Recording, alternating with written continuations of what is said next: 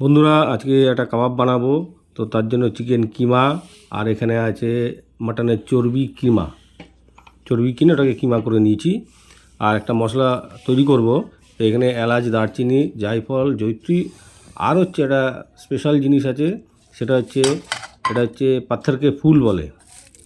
এটা হচ্ছে পাথর কে ফুল। এটা কাবাবের এই মশলার সাথে দিলে একটা ভালো টেস্ট আসে। এই চিকেন কিমার সাথে মাটনের চর্বি আর এখানে যে মশলাটা তৈরি করেছিলাম সেটা অল্প পরিমাণে দিয়েছি। গোলমরিচ গুঁড়ো, জিরের গুঁড়ো, ধনের গুঁড়ো, এগুলো সব দিয়ে এটা ভালো করে মেখে নেব। আর এর মধ্যে পেঁয়াজ কুচিয়ে সেটাকে জল ঝরিয়ে, মানে হাত দিয়ে চিপড়ে জলটা ফেলে দিয়ে তারপরে দিয়েছি। তারপরে আদা রসুনের পেস্ট, কাঁচা লঙ্কা,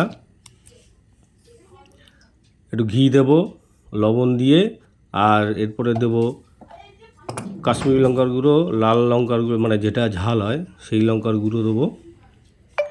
ঘি দিয়েছি, দিয়ে এটাকে ভালো করে কিছুক্ষণ মেখে রাখতে হবে। আর হচ্ছে বেসন, এখানে হচ্ছে বেসন, মানে যাতে ধরে রাখে, বাইন্ডিংটা ভালো হয়, তার জন্য একটু বেসন দিয়েছি। মাখা হয়ে গেছে। এবার এটাকে যেহেতু কাঠকয়লায় পোড়াবো না, গ্যাসে করব, কিন্তু একটা স্মোকের কাঠকয়লা যে স্মোক, সেটা গন্ধটা আসলে ভালো লাগবে। তো তার জন্য কাঠকয়লা পুড়িয়ে ওর মধ্যে ঘি দিয়ে, মানে জাস্ট স্মোকটা দেওয়ার জন্য হয়ে গেছে। তো এবার এটাকে আবার একটু ভালো করে মেখে তারপরে শিকের মধ্যে দিয়ে গ্যাসে ওভেনে পুড়িয়ে নেব।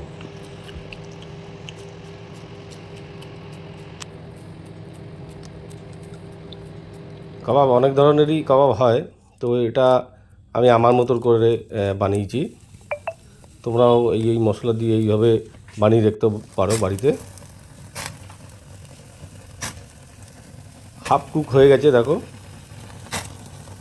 এখন প্রায় মোটামুটি হয়ে গেছে। তো আমাদের কাবাব রেডি, তো নামিয়ে নিচ্ছি। এটার সাথে সবচেয়ে ভালো হয় ধনেপাতার চাটনি দিই আর পেঁয়াজ দিয়ে, কিন্তু এখন ধনেপাতার চাটনি নেই, সুতরাং এটা শুধু পেঁয়াজ দিয়েই খাওয়া হবে। দেখো বন্ধুরা, তো তোমরাও এইভাবে বানিয়ে দেখো, আর কীরকম হলো অবশ্যই জানাবে। যদি বানিয়ে খাও তো অবশ্যই জানাবে কীরকম হলো।